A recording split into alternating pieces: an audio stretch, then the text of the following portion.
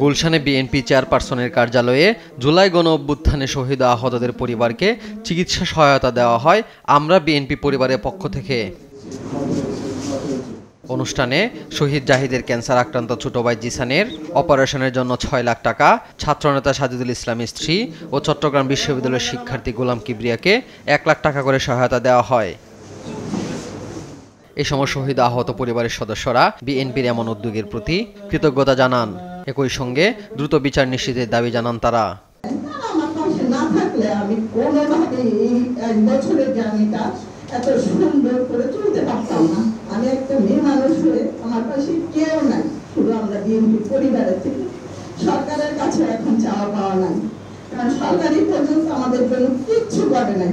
এই সরকার আমাদের উপরে দাঁড়ায় যদি আমাদের খোঁজ খবর না রাখে, পরে কি রাখবে সেটা জানি না। শুধু এতটুকুই বলবো, তারা যেন আমাদের বিচারটা করে। আমি আমার ছেলের খুনের বিচার চাই। অনুষ্ঠানে বিএনপির কোষাধ্যক্ষ রশিদুজ্জামান মিল্লাত বলেন, সংগঠনটি পরিচালনা করে অনন্য দৃষ্টান্ত স্থাপন করেছেন বিএনপির ভারপ্রাপ্ত চেয়ারম্যান তারেক রহমান। আমাদের সবারই প্রিয় ভাই। বাংলাদেশের রাজনীতিতে শকুনের ছায়া পড়েছে বলে মন্তব্য করে বিএনপির স্থায়ী কমিটির সদস্য ইকবাল হাসান মাহমুদ টুকু বলেন, বাংলাদেশে পিআর নির্বাচন টেস্ট টিউব নির্বাচন হিসাবে বিবেচিত হবে। বাংলাদেশকে টেস্ট টিউব বানাতে যাচ্ছে, পরীক্ষাগার বানাতে যাচ্ছে।